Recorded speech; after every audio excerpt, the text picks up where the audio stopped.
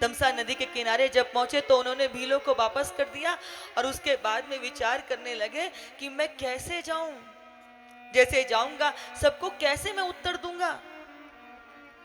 रात्रि होने का प्रहर का इंतजार करने लगे, पेड़ के नीचे बैठ के कि रात होगी तब जाऊंगा, सब तरफ सन्नाटा पड़ा हुआ होगा। रात्रि हुई, धीरे धीरे जा रहे हैं, सोच रहे हैं कि महाराज तो अचेत होंगे, कैकेयी को मुझसे पूछने का कोई अधिकार है नहीं। सुमित्रा जो है प्रभु राम को ब्रह्म भाव में बचती है, इसीलिए आपने देखा होगा कि ना तो प्रभु राम सुमित्रा जी के पास गए आशीर्वाद लेने और ना ही सुमित्रा जी जो है प्रभु को विदाई देने के लिए गए हैं। तुलसीदास बाबा ने वर्णन नहीं किया क्योंकि उनकी चित्त की स्थिति अलग है, वो उनके भाव ऐसा ही है, हरि व्यापक सर्वत्र समाना, जो व्यापक है जो सर्वत्र है उसका वियोग कैसा। लेकिन जब कौशल्या अम्बा मुझसे पूछेगी तो मैं क्या जवाब दूंगा, कैसे अपने दिल पर पत्थर रख करके मैं उनके प्रश्नों के उत्तर दे पाऊंगा। रात्रि के सन्नाटे में सुमंत अयोध्या लौट करके आए, परंतु उनके आने की आहट जब कुछ लोगों को लगी तो आकर के उन्होंने सुमंत से पूछा कि अकेले चले आए, प्रभु को लेकर नहीं आए। सुमंत क्या उत्तर दे। किसी ने जाकर दौड़ करके कौशल्या माँ को बताया, कौशल्या माँ दौड़ी दौड़ी आई आशा लेकर के, लेकिन जब खाली रथ देखा तो उस रथ से ही शीश लगा करके रुदन करने लगे। सुमंत राजमहल में महाराज के पास पहुंचे हैं और यहां महाराज के प्राणों पर संकट है। इतनी इतनी विचित्र उनके शरीर की स्थिति है, मुख में भोजन और जल का, कहते ना कि एक घूंट जल नहीं पिया, हा राम हा राम हा राम, और प्राण जो है वो कंठ में रुके हुए हैं कि सुमंत लौटा करके ले आएंगे उस प्रतीक्षा में, इंतजार में। जैसे ही सुमंत आए उनकी वाणी कानों में पड़ी, तैसे ही सुमंत तुम आ गए, कहाँ है राम लखन सीता, कहाँ है तुम उनको लेकर के आ गए। सुमंत कहते हैं कि महाराज मुझे क्षमा कर दी। सुमंत मैंने तुमसे कहा था ना, मुझे रघुकुल की इस रीत को नहीं निभाना, मेरे वचन मिथ्या हो जाने दो, मुझ पे कलंक लग जाने दो, तुम राम और लखन को केवल कुछ चक्कर लगवा के वन से ले आते, मैंने तुमसे कहा था ना। सुमंत बोले प्रभु महाराज मैं क्या करता, मैं विवश हूं। महाराज दशरथ आज 6 दिन बीत गए उनको,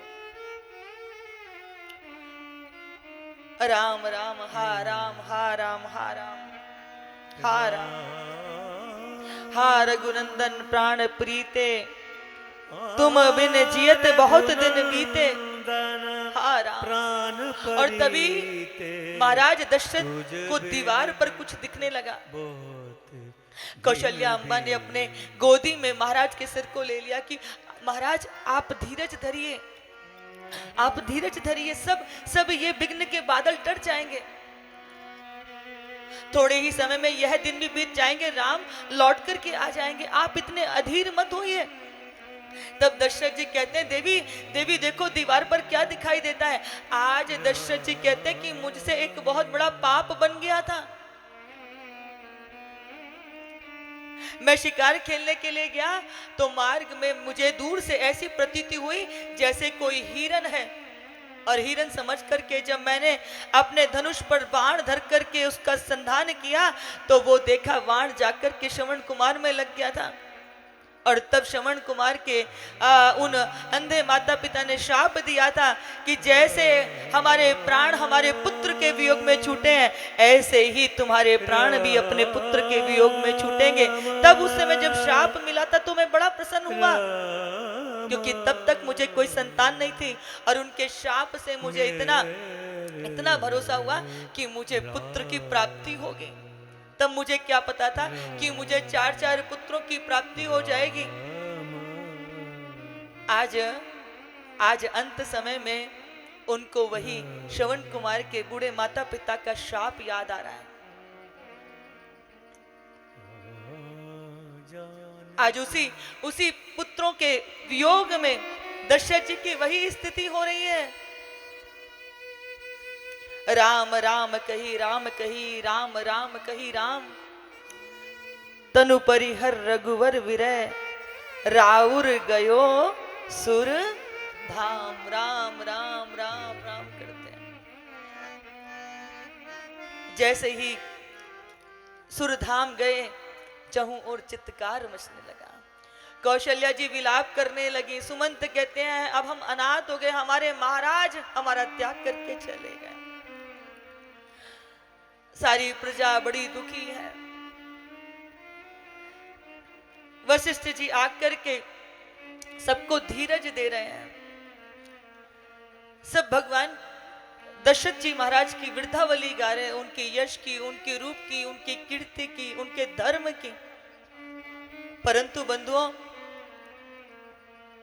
दशरथ जैसी गति सबकी नहीं होती। जन्म जन्म मुनि यतन कराई, अंत समय मुख जो है ना, मुख में राम आवत नाई। जन्म जन्म मुनि यतन करते हैं, अंत समय भगवान का नाम हमारे मुख से आ जाए, पर राम का नाम, प्रभु का नाम जिब्बा में आता नहीं है। क्योंकि जो जीवन भर किया होता है, आखिरी समय दिमाग में वही उछल कूद मच रही होती है, वही उछल कूद मच रही होती है, जीवन भर जो किया है। और जब समय नजदीक आता है ना, व्यक्ति के जीवन भर के पाप उस समय उसकी आंखों के सामने घूमते हैं। पर ये दशरथ अंत समय में भी हा राम हे राम, हा राम हे राम, मुख से राम का नाम आ जाए, इससे बड़ा सुंदर और इस मृत्यु को धारण करना कैसा होता होगा।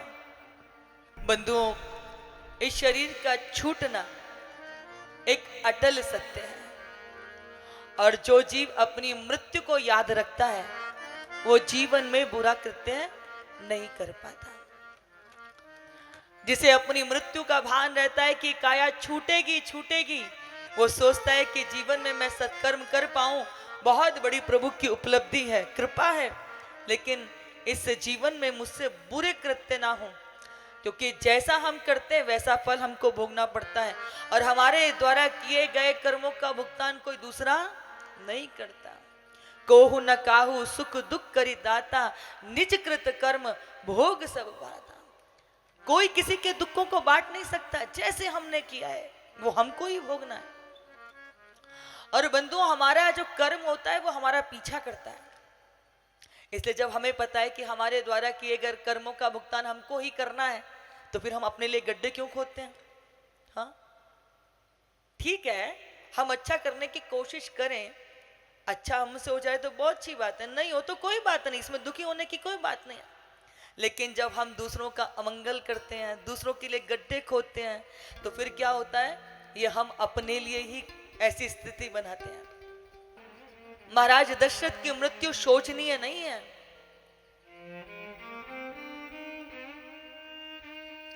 आज देखिए कैसी स्थिति है कि महाराज दशरथ का शरीर छूटा, लेकिन इनका एक भी पुत्र इनके पास नहीं है। राम जी और लखनलाल तो वन में हैं, और भरत जी और शत्रुघ्न कहाँ है? ननिहाल में है। वशिष्ठ जी ने तुरंत सैनिकों को कहा कि जाओ जाकर के भरत और शत्रुघ्न को लेकर के आओ। लेकिन कौशल्या मां कहती है कि सैनिकों को रोको, उनसे कहो वो भरत को जाकर के कहना दे कि महाराज का शरीर छूट गया। भरत ये सहन नहीं कर पाएगा। पता चले कि एक और कुल के दीप को बुझा दे हम। बस जाके कहना कि गुरुदेव ने याद किया है।